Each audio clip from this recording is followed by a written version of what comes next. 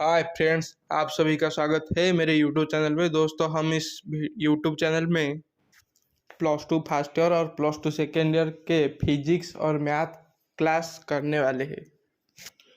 तो अगर आपको हमारा वीडियो अच्छा लगे तो वीडियो को सब्सक्राइब करना और दोस्तों के पास शेयर भी कर देना। तो फ्रेंड्स, चलिए बिना टाइम वेस्ट किए ही वीडियो को शुरू करते हैं। तो हम इस वीडियो में हम जानने वाले हैं +2 फर्स्ट ईयर के फर्स्ट चैप्टर मैथमेटिकल रीजनिंग के बारे में। ये चैप्टर थोड़ा सा लेंदी है, लेकिन हम इसे अच्छे तरह से आपको समझा देंगे। उसके बाद आप कॉलेज में जाकर जब क्लास करेंगे तो आपको कोई दिक्कत नहीं आएगा। ऐसा भी हो सकता है कि अगर आप ये टॉपिक अच्छे से समझ ले तो आप कॉलेज में जाकर आपके टीचर को क्रॉस क्वेश्चन भी कर सकते हैं। तो चलिए हमारे पहले चैप्टर मैथमेटिकल रीजनिंग को शुरू करते हैं दोस्तों। तो चलिए हम वीडियो को शुरू करते हैं। दोस्तों, आप इस मैथमेटिकल रीजनिंग चैप्टर में जानने से पहले हम आपको बताए थे कि प्रोपोजिशन क्या है। प्रोपोजिशन यानी कि एक स्टेटमेंट है जो कि आइदर ट्रू और फॉल्स होता है। यानी कि हम एक स्टेटमेंट बताते हैं, जैसे कि ही इज ए पुलिस। यहाँ पर ये ट्रू हो सकता है और फॉल्स हो सकता है, तो इसे हम एक प्रोपोजिशन कह सकते हैं। और एक बात बताए थे, यानी कि और एक स्टेटमेंट अगर ट्रू हुआ तो इसका ट्रूथ वैल्यू टी आएगा, यानी कि ट्रू होगा। और एक स्टेटमेंट अगर फॉल्स हुआ तो उसका ट्रूथ वैल्यू एफ आएगा, यानी कि फॉल्स होगा। हम सभी सेंटेंस को स्टेटमेंट नहीं कर सकते, यानी और सभी स्टेटमेंट को सेंटेंस कर सकते हैं। और उसका कुछ रूल्स हैं जिसे हम यहाँ पर देख लेते हैं। हम सभी सेंटेंस को स्टेटमेंट में नहीं कह सकते, जैसे कि एक रूल यहाँ पर लिखा है कि इट हैज एक्सक्लेमेशन। यहाँ पर यह बताना चाहता है कि अगर एक सेंटेंस में एक्सक्लेमेशन मार्क आया तो उससे हम स्टेटमेंट नहीं कह सकते, वह सिर्फ एक सेंटेंस ही होगा।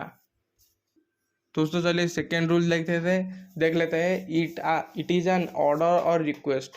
यहाँ पर यह बताना चाहता है कि यह एक ऑर्डर या रिक्वेस्ट है, यानी कि उस सेंटेंस में आप किसी को ऑर्डर कर रहे हो और या रिक्वेस्ट कर रहे हो, वैसा सेंटेंस हुआ तो उसे हम स्टेटमेंट नहीं कह सकते।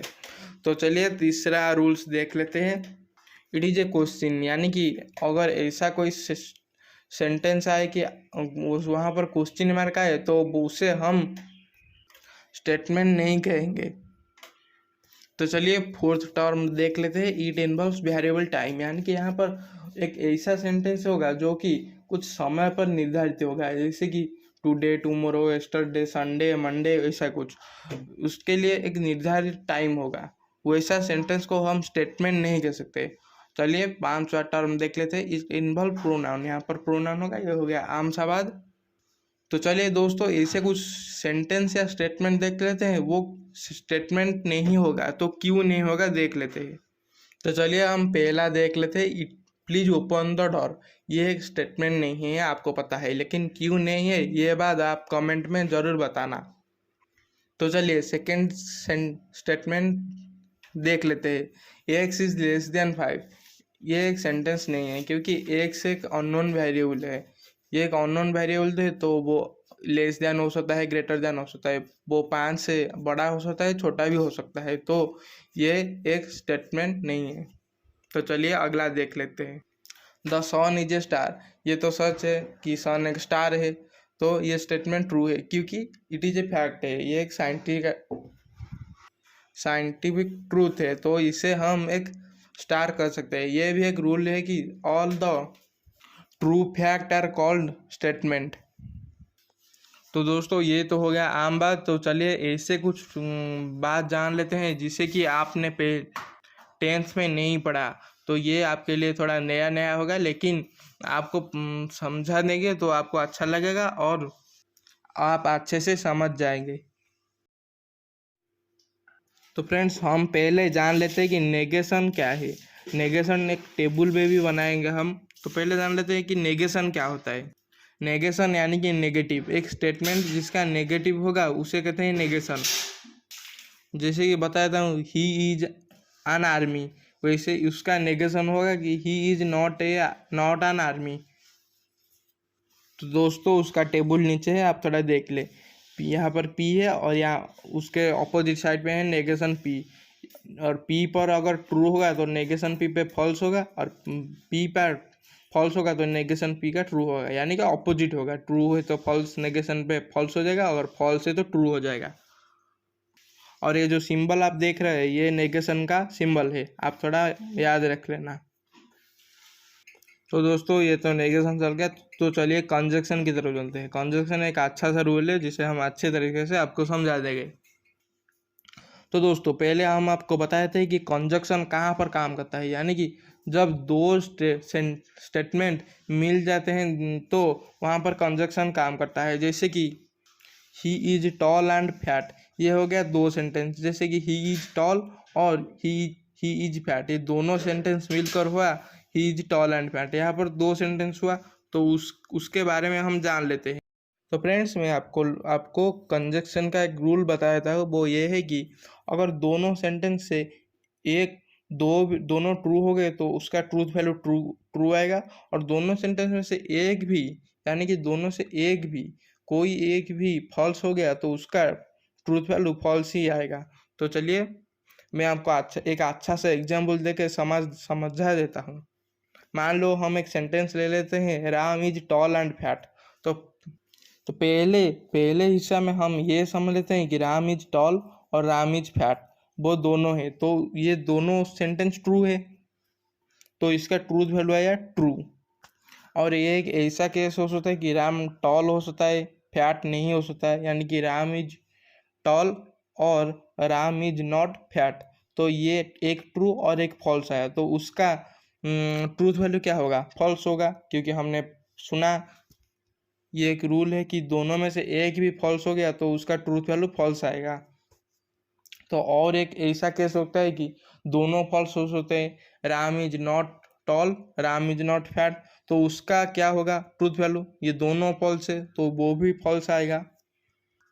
और एक हम बताए थे कि ये और एक केस हो सकता है, जैसे कि राम इज नॉट टॉल और राम इज फैट, ये भी हो सकता है, उसका ट्रूथ वैल्यू ही फॉल्स आएगा, क्योंकि हमने बताया था पहले कि एक भी फॉल्स, दोनों सेंटेंस में एक भी फॉल्स वैल्यू आया तो उसका ट्रूथ वैल्यू फॉल्स होगा।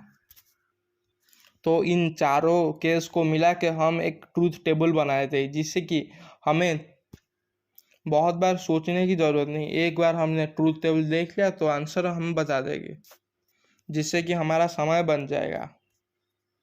तो दोस्तों कंजक्शन तो खत्म हुआ, तो चलिए डिसजंक्शन की तरफ चलते हैं। डिसजंक्शन भी एक तरफ कंजक्शन की तरह है, जो कि हम अच्छे से समझा देंगे। डिसजंक्शन यानी कि दो स्टेटमेंट होगा, उनमें से एक भी ट्रू आया तो उनका ट्रूथ वैल्यू ट्रू आएगा। तो चलिए हम डिसजंक्शन की भी और एक एग्जाम्पल में समझ लेते हैं। तो चलिए हम एक सिंपल सा एग्जांपल दे देते हैं, जिसमें कि एक सिंपल सेंटेंस होगा, जिससे कि आपको समझने में ज़्यादा समय नहीं लगेगा। तो चलिए हम एक सेंटेंस ले लेते हैं, कॉम्प्लेक्स सेंटेंस, जो कि ये है कि हम एक सेंटेंस लेते हैं जैसे कि ही ईट्स फिश और मीट। ये हो गया है कॉम्प्लेक्स सेंटेंस, जो कि दो सेंटेंस से मिलकर बना है। ही ईट्स फिश और ही ईट्स मीट, दोनों के कॉम्प्लेक्स से ये बना है। तो चलिए केस वन में ये ले लेते हैं कि ही ईट्स फिश और he does not eat meat, तो इसका डिसजंक्शन क्या होगा, यानी कि डिसजंक्शन का रूल आपको तो पता है, एक ट्रू वैल्यू हुआ तो ट्रूथ वैल्यू क्या होगा, ट्रू होगा। तो यहाँ पर एक ट्रू वैल्यू है तो यहाँ पर क्या हुआ, ट्रू हुआ। तो चलिए केस टू की तरफ चलते हैं, जहाँ पर कि दोनों ट्रू है, यानी कि वो मांस खाता है और मीट भी खाता है, तो यहाँ पर भी ट्रूथ वैल्यू टी ही आएगा, यानी कि ट्रू होगा, क्योंकि यहाँ पर दोनों ही ट्रू है। तो चलिए केस थ्री देख लेते हैं। मान लो कि he does not eat fish और ही ईट मीट, यानी कि यहाँ पर वह मछली नहीं खाता और मीट खाता है, तो यहाँ पर एक ट्रू वैल्यू है तो उसका भी ट्रूथ वैल्यू टी ही आएगा। और चलिए लास्ट केस देख लेते हैं, यहाँ पर दोनों वैल्यू ट्रू फॉल्स है, तो यहाँ पर ट्रूथ वैल्यू फॉल्स आएगा, क्योंकि यहाँ पर कोई ट्रू नहीं है, तो इसका ट्रूथ वैल्यू फॉल्स होगा। तो चलिए दोस्तों ये है इस डिसजंक्शन का ट्रूथ टेबल, जिससे कि आपको डिसजंक्शन में कोई तकलीफ नहीं होगी और आप एक चुटकी से आंसर बता दे सकते हो। तो चलिए हम कंडीशनल की तरह बात कर लेते हैं। यहाँ पर भी वही दो सेंटेंस हो गए। वो एक उसका ट्रूथ वैल्यू जब कभी फॉल्स होगा तो कभी ट्रू होगा, उसका ट्रूथ वैल्यू जब फॉल्स होगा तब एक वैल्यू ट्रू होगा और एक वैल्यू फॉल्स होगा, तभी ही उसका ट्रूथ वैल्यू फॉल्स होगा और सभी पर उसका ट्रूथ वैल्यू ट्रू होगा। तो ये है उसका ट्रूथ टेबल जिससे आपको मदद पाएगा। तो दोस्तों मैंने तो दो दो सेंटेंस लेकर कर लिया, आप तीन तीन सेंटेंस होगा तो उससे भी ये इसी ट्रिक से आप कर सकते हैं। तो दोस्तों हम आपको एक ट्रिक बता देते हैं जिससे कि आप कंजक्शन और डिसजंक्शन में कभी भी घबराएंगे नहीं। जिससे कि हम एक ट्रिक बताते हैं, जैसे कि आप कंजक्शन डिसजंक्शन एक सेंटेंस स्टेटमेंट में पहचानोगे कैसे। मान लो कि एक सेंटेंस में एंड है तो उसे आप कंजक्शन कहेंगे, और उस एक सेंटेंस में और है तो उसे आप डिसजंक्शन कहेंगे। ये आपके लिए एक ट्रिक है जो कि बहुत ही अच्छा है, जिससे कि आपको कंजक्शन डिसजंक्शन में कभी घबराना ना पड़े। तो दोस्तों और एक बात बताया था कि हम एक स्टेटमेंट को बिना कोई ट्रूथ टेबल से भी सॉल्व कर सकते हैं। जैसे कि वो वैलिड है या इनवैलिड है, वो कि ट्रू है कि फॉल्स है, वो भी हम चेक कर सकते हैं। जैसे कि हम बता देता हूँ एक एग्जाम्पल से। मान लो कि पी एक स्टेटमेंट है जहाँ पर लिखा हुआ है कि 100 इज मल्टीपल ऑफ 5 and 4। यहाँ पर एंड है तो ये क्या है, ये एक कंजक्शन ही है, क्योंकि यहाँ पर एंड लगा हुआ है दोनों सेंटेंस के बीच में, तो ये एक कंजक्शन है। तो हम इसको दो सेंटेंस में भाग कर लेते हैं। जैसे कि एक स्टेटमेंट यहाँ पर क्यू लेते हैं जो कि है 100 इज मल्टीपल ऑफ 5, और एक स्टेटमेंट लेते हैं आर जो कि है कि 100 इज मल्टीपल ऑफ 4। तो यहाँ पर टी कंजक्शन टी या क्यू कंजक्शन आर क्या हुआ, ट्रू हुआ। तो यहाँ पर पी इज वैलिड, यानी कि ये स्टेटमेंट ट्रू है और ये वैलिड है। तो चलिए और एक एग्जांपल देख लेते हैं जिससे कि आपका अच्छा लगेगा।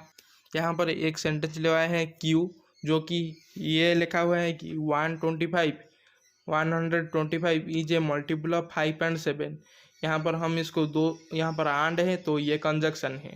तो यहाँ पर हम इसको दो सेंटेंस में भाग कर लेते हैं। एक सेंटेंस वहाँ पर यहाँ हुआ कि P is 125 is a multiple of 5, और एक सेंटेंस आर ले लिया, वो ये है कि 125 इज ए मल्टीपल ऑफ 7। तो यहाँ पर पी कंजक्शन आर क्या हुआ, फॉल्स, क्योंकि ये पर ट्रूथ वैल्यू फॉल्स आ रहा है। तो ये भी इनवैलिड होगा और यहाँ इसका ट्रूथ वैल्यू फॉल्स आएगा और ये स्टेटमेंट भी फॉल्स ही होगा। तो दोस्तों ये हमारा पहला वीडियो है, तो इससे हम बहुत ही बड़ा नहीं करना चाहते। तो दोस्तों आज के लिए इतना ही, तो मिलते हैं दूसरे वीडियो में। दोस्तों अगर आपको कोई डाउट हो तो हमारे टेलीग्राम लिंक में ज्वाइन करके हमें पूछ सकते हैं, हम आपके लिए स्पेशल वीडियो भी बनाएंगे। तो दोस्तों आज के लिए इतना ही। अगर वीडियो अच्छा लगा तो सब्सक्राइब करना और शेयर भी करना दोस्तों के साथ।